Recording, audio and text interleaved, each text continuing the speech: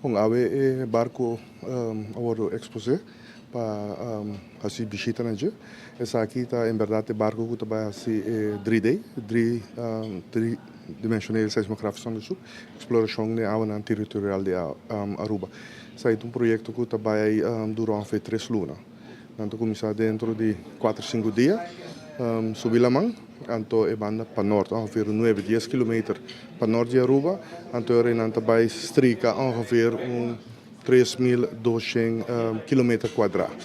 Essa aqui é a seguinte fase que nós estamos a dizer, nós assim 2D, 2-dimensional seismografische onderzoek, ano passado na februário. Depois de processar dados e interpretar dados, então eu tomei uma decisão para fazer 3D. A mira bastante interesse, dus dan hebben we leads, que também prospect depois, para fazer 3D. 3D, maneira mais vista, 3 lunas largo na base. Ora não processar data, interpretar dados, está ongeveer dura 9 lunas. Então depois de fase aqui, outro ano, eu tomei uma decisão que se vai fazer, o qual não tem proefboringen. Proefboringen são muito mais intensivo, que também custoso. A fase aqui está custando facilmente entre 35 para 40 milhões de dólares. Que não está custando nada, a companhia trabalha assim. A companhia eigenlijk, que está hoofd, aannemer.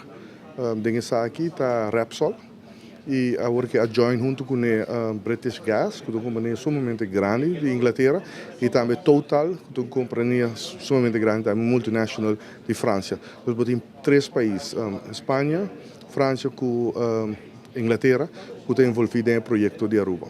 Bom, é para mais informação, boa inspeção visual na boto, vou ser conhecido que é capitão, que é Sunan, que está liderizando a parte aqui de assessment.